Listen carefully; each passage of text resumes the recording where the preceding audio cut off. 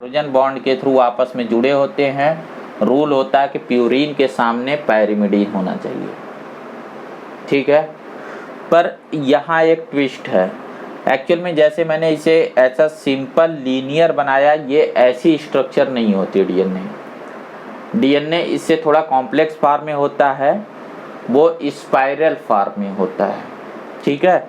मतलब ये सीढ़ी होती है लेकिन स्पाइरल फॉर्म में।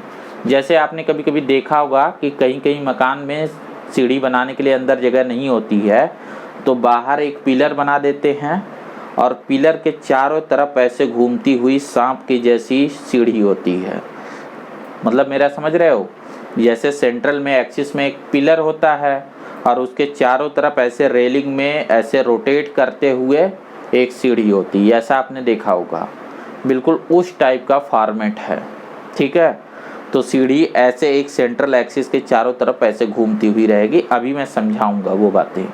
अभी कुछ चीज़ें आपको और डिटेल करनी है। मेरे ख्याल से अभी जितनी बातें मैंने बताई वो आप समझ गए होंगे। तो फ्रेंड्स, आप देख रहे हैं कॉग्निटिव लर्निंग क्लासेस। इसमें हम जो है बायोलॉजी लेक्चर सीरीज को कर रहे हैं और मैं आपको नीट और एम्स एग्ज़ाम के सिलेबस के अकॉर्डिंग टॉपिक को लिया हूँ। हम जेनेटिक्स को पढ़ रहे हैं। इसमें एनसीईआरटी में मेंशन एक टॉपिक है मॉलिक्यूलर बेसिस ऑफ इनहेरिटेंस, उसको लिए हैं। इसमें हम डीएनए के टॉपिक को डिस्कस कर रहे हैं।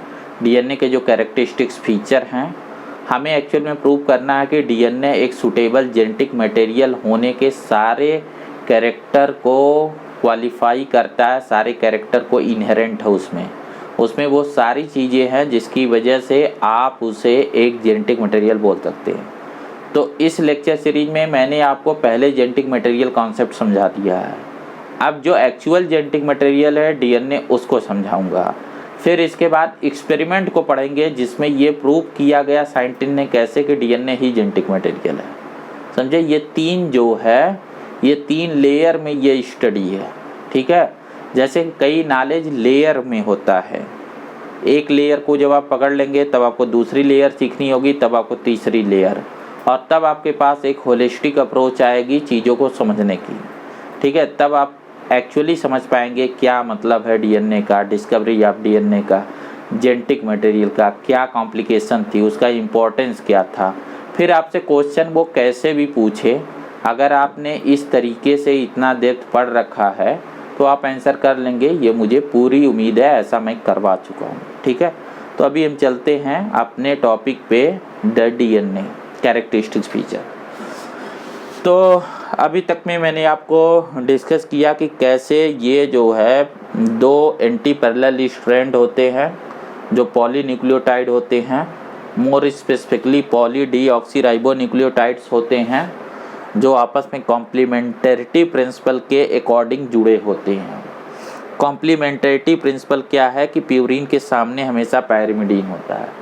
देखो यहाँ बात एक ये होती है कि जो डीएनए होता है ना, इस डीएनए का जो डायामीटर होता है, जैसे ये जो सीढ़ी है इसका जो डायामीटर है, ये डायामीटर फिक्स है, ये डायामीटर हमेशा यूनिफॉर्म है। ये सीढ़ी पूरी जो है थ्रू आउट लेंथ, ये जो लैडर है इसके दोनों साइड बार के बीच डिस्टेंस एक जैसी है और वो है 2 नैनोमीटर, ठीक है।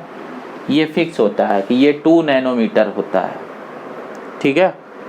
थ्रू आउट लेंथ ये 2 नैनोमीटर होता है, ये बात फिक्स है, ये चेंज नहीं होता है। जैसे इस बात को कुछ ऐसे समझो, मैं इनमें से कुछ डायग्राम को हटा रहा हूँ जिनकी अब शायद ज़रूरत नहीं है।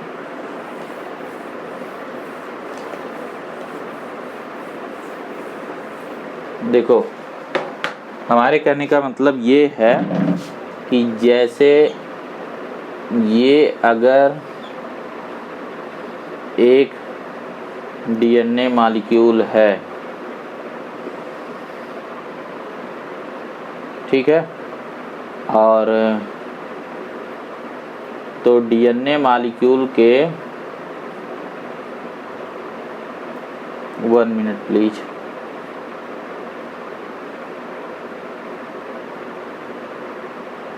देखो, जैसे ये कोई डीएनए मॉलिक्यूल है तो इसकी जो लेंथ, इसकी जो ब्रेथ है, जो इनकी डायमीटर है, ये 2 नैनोमीटर होता है या फिक्स होता है, या फिर इसे 20 एंगस्ट्रॉम बोलते हैं। ठीक है, ये थ्रू आउट लेंथ बराबर होता है।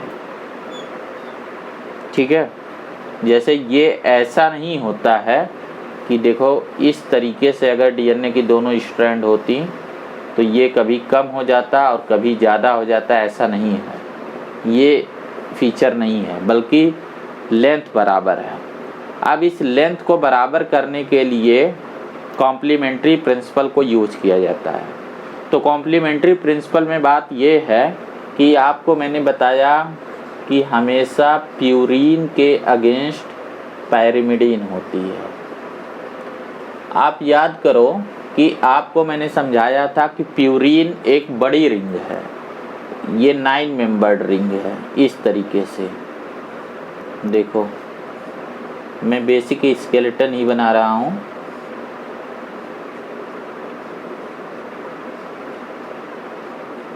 और पायरिमिडीन इसके कंपैरिजन में छोटी रिंग होती है, जस्ट 6 मेंबर्ड रिंग होती है। तो एक्चुअल में बात क्या है कि एक तरफ अगर ये 9 मेंबर्ड रिंग होगा तो दूसरी तरफ ये 6 मेंबर्ड रिंग होगा। इस बात को कुछ ऐसे समझो कि अगर एक तरफ इस तरीके से एक बड़ा वाला ये 9 मेंबर्ड रिंग है तो इसको अपोज करने के लिए इधर 6 मेंबर्ड रिंग होगी। अब ऐसा नहीं हो सकता कि दोनों 9 मेंबर्ड हों। जैसे इस तरीके का स्ट्रक्चर नहीं हो सकता कि इधर भी 9 मेंबर्ड है। देखो ये, जैसे मेरी बात समझो आप,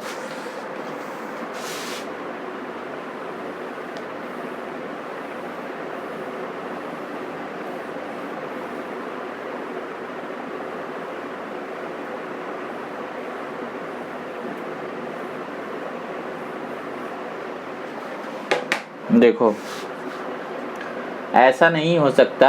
जैसे हम ये बोल रहे हैं ना कि ये डीएनए के 2 जो है बैकबोन है, इसमें इसके अंदर हम बोल रहे हैं कि पायरिमिडीन और प्यूरीन जुड़े हैं। तो ऐसा नहीं हो सकता कि 2 9 मेंबर्ड रिंग ऐसे अपोजिट आए। ऐसा करोगे तो ये दोनों ओवरलैप करेंगे और यहाँ डिस्टेंस बढ़ जाएगी। और ऐसा नहीं हो सकता कि 2 6 मेंबर्ड रिंग आपस में इस तरीके से अपोज करें। अगर ऐसा करोगे 6 मेंबर्ड रिंग के साथ तो ये दोनों कंप्रेस हो जाएंगी। इसी बात को मैं बता रहा था, अगर ऐसे किए तो आपका स्ट्रक्चर कुछ ऐसे हो जाएगा। देखो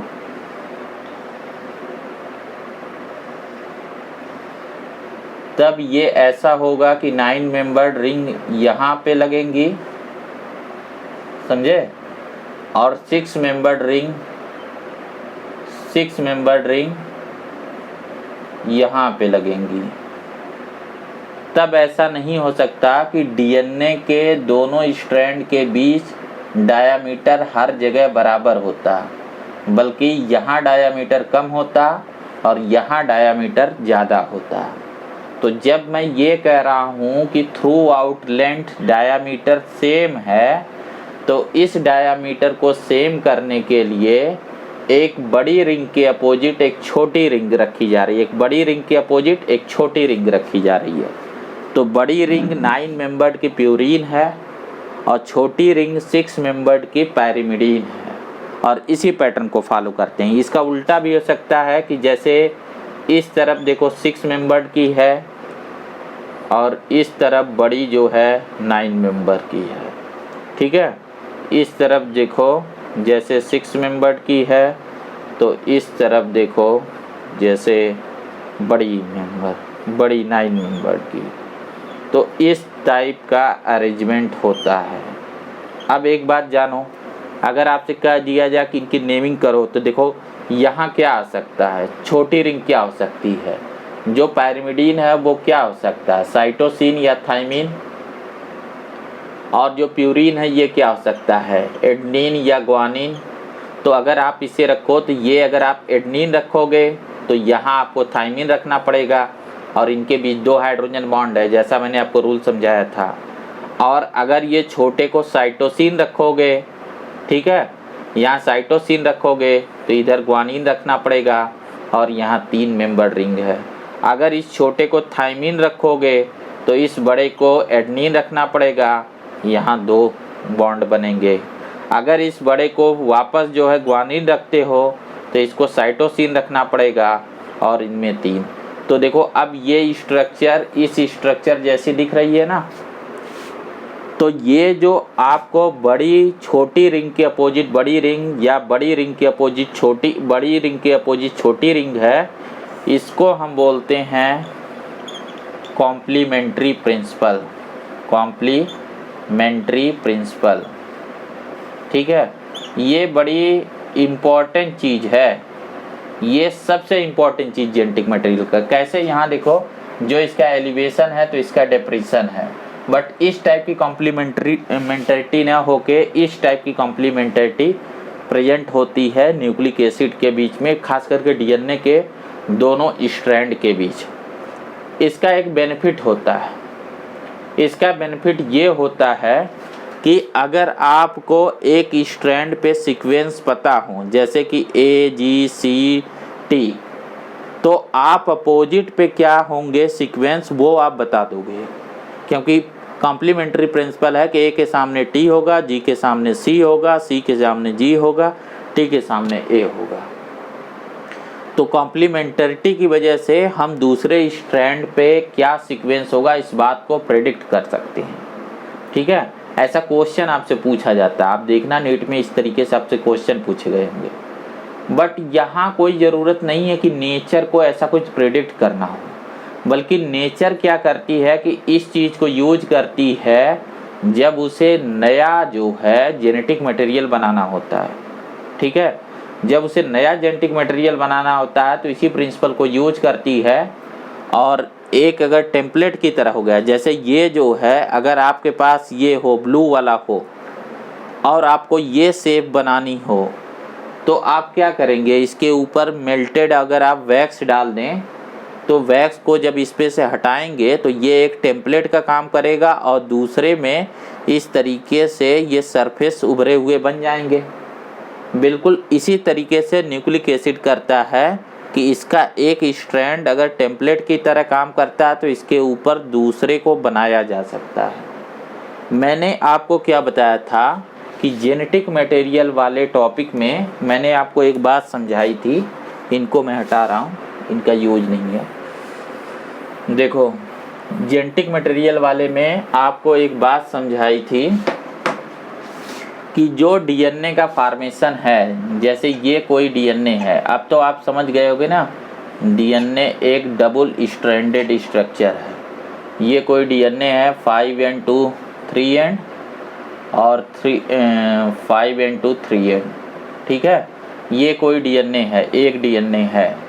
अब आपको बताया था कि पहला जो आप देखो, जो पहली चीज़ आपको बताई गई थी कि डीएनए खुद की कॉपी करता है। तो अगर ये अपनी कॉपी करता है जिसे आप बोलते हैं रेप्लिकेशंस, तो ये रेप्लिकेशन कैसे करता है कि डीएनए के दोनों स्ट्रैंड तो पहले अलग हो जाएंगे ऐसे, समझे, और इसके ऊपर नए डीएनए के स्ट्रैंड बनते हैं इस तरीके से।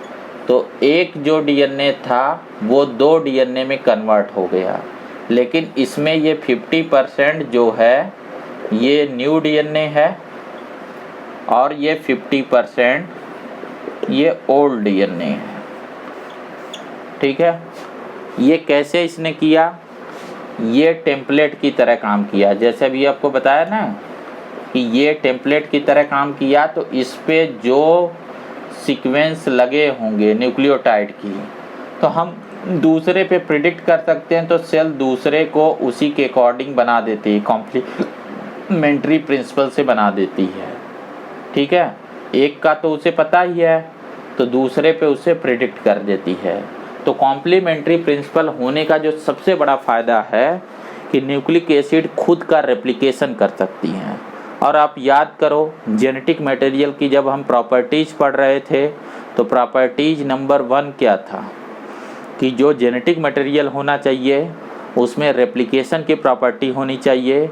और इम्पॉर्टेंस आपको क्या बताया था कि जब उसमें रेप्लिकेशन की प्रॉपर्टी होगी तो वो उसी रेप्लिकेशन के प्रॉपर्टी को यूज करके अपनी कॉपी बनाएगा और अपने डॉटर में एग्जैक्टली वही डीएनए भेजेगा जो पेरेंट्स में है। अगर ये ऐसा कर पा रहे हैं कि पेरेंट्स के डीएनए की एग्जैक्ट कॉपी अपने डॉटर में भेज पा रहे हैं तो डीएनए के अंदर जो कोडेड इन्फॉर्मेशन होगी, जो इसमें जीन होगी, वो अगली जनरेशन में चली जाएगी और इस वजह से इनहेरिटेंस की बात पूरी हो जाएगी।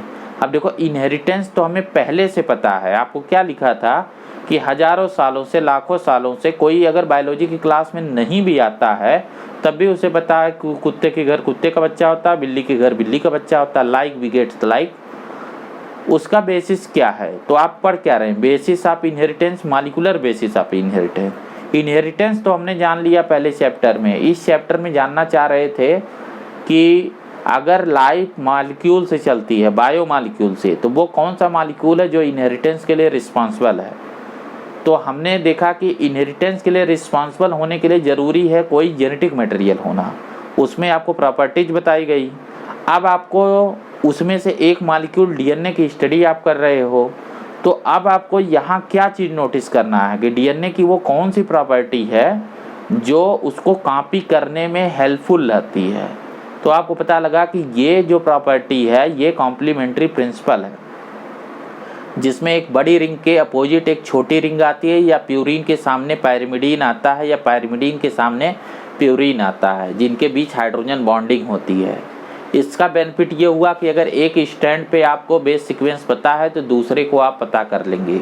कैसे? आपको बताया था कि अगर कोई टेम्पलेट हो तो आप उसकी कॉपी कर सकते हैं। जैसे ये अगर ये ब्लू वाला टेम्पलेट है, इस टेम्पलेट की अगर कॉम्प्लीमेंट्री को अगर इसे निकालना है तो आप इसे बैक्स पे मोम पे पिघले हुए प्रेस कर दीजिए तो उस पर आपको कॉम्प्लीमेंट्री छप जाएगा, या पिघली हुई मोम को डाल दीजिए, पिघले हुए वैक्स को डाल दीजिए तो आपको कॉम्प्लीमेंट्री मिल जाएगा।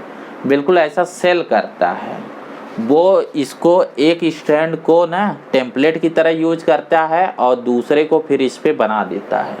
इसी प्रोसेस को हम रेप्लिकेशन बोलते हैं। इससे 2 नए डीएनए बन जाते हैं और मज़ेदार बात है कि दोनों डीएनए इस पेरेंट के डीएनए की तरह ही होते हैं। जैसा पेरेंट का डीएनए होता है वैसा ही होते हैं और ये अगली जनरेशन में चले जाते हैं। जैसे ये बात को ऐसे समझो कि ये कोई एक सेल थी, ठीक है, अब इनसे डिवाइड होके ये 2 सेल बनी और अगर इनका डीएनए इन दोनों में गए डीएनए सेम है तो आपको बताया गया कि डीएनए के अंदर जीन होगी, जीन कैरी करेगी कैरेक्टर को। तो अगर जीन कैरी करेगी कैरेक्टर को तो सेम टाइप का जीन यहाँ भी कॉपी हुआ। जैसे मान लेते हैं जीन एक्स, यहाँ भी वही आया जीन एक्स, और तो ये सेम टाइप के कैरेक्टर को भी कॉपी करेंगे, ये भी सेम टाइप के कैरेक्टर को ले आएगा। तो जैसा कैरेक्टर यहाँ पेरेंट्स में है वही ऑफस्प्रिंग में आएगा। तो मैं बार बार क्या लिखता था कि पेरेंट्स है उससे ऑफस्प्रिंग बनती हैं, और जब ऑफस्प्रिंग बनती हैं तो ऑफस्प्रिंग में जो कैरेक्टर इनहेरिटेड होता है, जो कैरेक्टर नेक्स्ट जनरेशन में जाता है, और जो पेरेंट में कैरेक्टर होता है, इनका ट्रांसमिशन को हम बोलते हैं इनहेरिटेंस।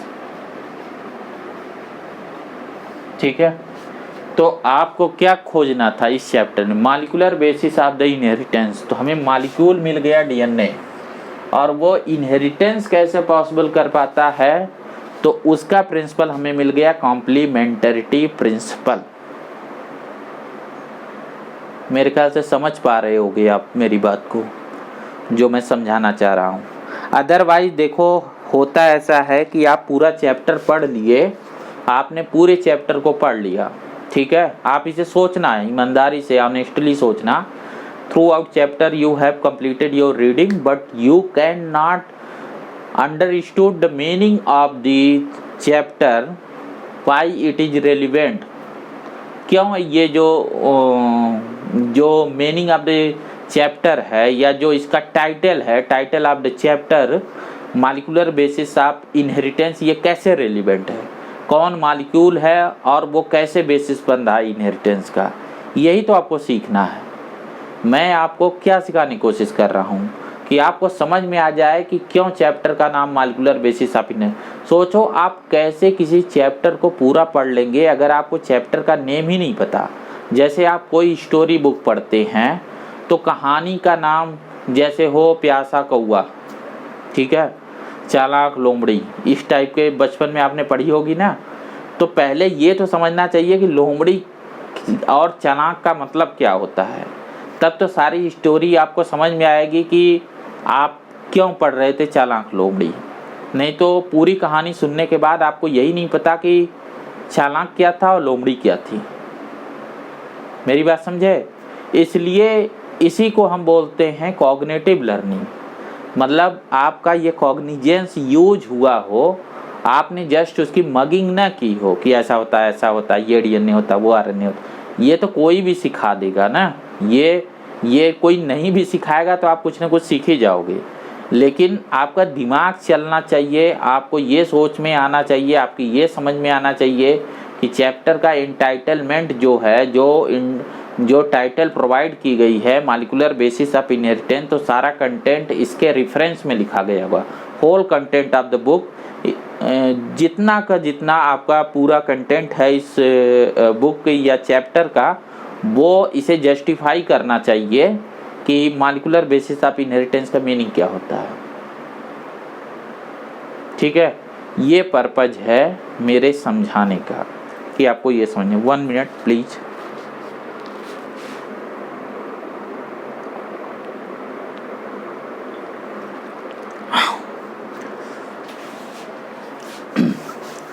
तो ये था कुछ बातें जो आपको डीएनए के बारे में अभी लिखी गई।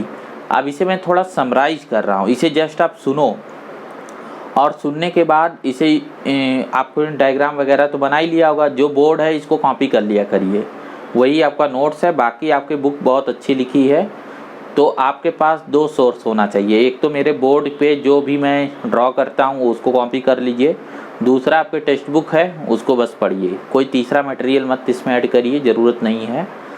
बहुत सारे मटेरियल रखने से कोई बेनिफिट नहीं होता, आप पढ़ेंगे नहीं। आप 1-2 बहुत रिलायबल सोर्स को ही चूज करिए और उसको फॉलो करिए through out the year, through out your preparation, उसको आप फॉलो करिए। तो यहाँ हमने क्या देखा कि डीएनए एक बायोमॉलिक्यूल है, डीएनए एक बायोपॉलीमर है,